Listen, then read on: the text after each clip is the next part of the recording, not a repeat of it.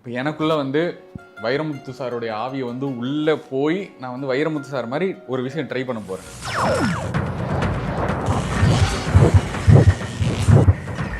Cinema என்பது ஒரு தாகம், சினிமா என்பது ஒரு காமம், உடல் வேண்டுகிற ஒரு பசி சினிமா. ஏன் என்று யோசித்து பார்த்தேன். சினிமா தான் மனிதனை நஷ்டப்படுத்தாமல் அனுபவப்படுத்துகிறது.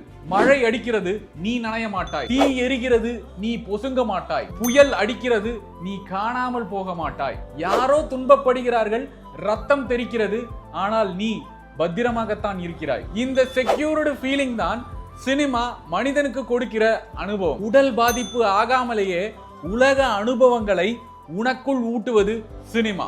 உலக சினிமா அப்படின்னு நீங்க எடுத்துக்கிட்டீங்கன்னா அதுல ராவணன் படத்தையும் வைக்கலாம். இந்த உலகத்தில் இது ஒண்ணும் புதுசில்ல, ஒன்னு ரெண்டு தப்பி போகும் ஒழுக்கத்துல மாஸ்டர் பிளான்.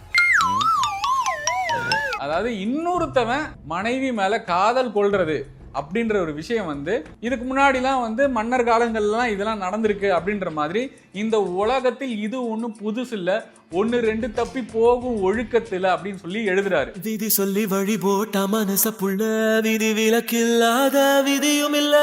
இதுதான் விதின்னு நம்ம நினைக்கிறோம். இந்த விதியை வந்து நிர்ணயிக்கும் போது அந்த விதிக்கு ஒரு விதி விலக்கு இருக்கும்.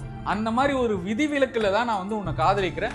எட்ட இருக்கும் சூரியன் பார்த்து மொட்டு விரிக்குது தாமரை. தூரத்துல இருக்கிற சூரியன், இப்போ சூரியன் எங்கேயோ இருக்கு, தாமரை எங்கேயோ இருக்கு. ஆனா அந்த தூரத்துல இருக்கிற சூரிய ஒளிப்பட்டு தான் இந்த தாமரை மலருது. சூரியனும் தாமரையும் நேருக்கு நேர் தொடாது, ஆனா அந்த ஒளி இந்த விஷயம் வந்து படுறதுனால அந்த தாமரை வந்து மலருது. இந்த சூரியனுக்கும் தாமரைக்கும் இருக்கிற இந்த கேப் இருக்கு இல்லையா, அது வந்து தொட்டும் தொடாத ஒரு தூரம். எந்த சொந்த பந்தமும், அதாவது இதுக்கு இதுதான் சொந்தம் இதுதான் பந்தம்னு சொல்ல முடியாது. அதை ரெப்ரசன்ட் பண்ற இரண்டு வரிகள். தொட்டு விடாத தூரம் இருந்தும் சொந்த பந்தமோ போகல. நீயும் நானும் வேற வேற தான், ஆனா உனக்கும் எனக்கும் ஏதோ ஒரு சம்பந்தம் இருக்கு. அதனாலதான் நம்ம வந்து மீட் பண்றோம், அதனாலதான் நான் வந்து உன் மேல காதல் கொள்றேன் அப்படின்னு வந்து இந்த இடத்துல ஸ்டேட்மெண்டா சொல்றேன். பாம்பா விழுதா ஒரு பாகுபாடு தெரியலையே. ஆலம் விழுதா பாம்பா. இப்போ வந்து இந்த ஊர்ல இருக்கிறவங்களுக்கு நிறைய தெரியும், இந்த ஆலமரத்துல வந்து ஆல விழுது வரும். ஸோ அது வந்து ஆலம் விழுது வந்து அந்த பாம்போட இது மாதிரி தான் இருக்கும். ஆலம் விழுதா பாம்பா தெரியலேன்றாங்க. பாம்பா இருந்தோம் நெஞ்சு பயப்பட நினைக்கலையே. ஸோ நீ வந்து பாம்பு, அதாவது எதிரியோடைய மனைவி. என்னதான் நான் உன்னை காதலிச்சாலும் நீ எனக்கு கக்க போறது என்னமோ விஷத்தை தான். நீ வந்து என்னை வந்து கொல்ல தான் போற, ஆனாலும் நான் வந்து உன் மேல காதல் கொள்றேன். ஸோ நீ வந்து பாம்பா இருந்தாலும் நெஞ்சு பயப்பட தோணலையே அப்படின்னு சொல்லி எழுதி.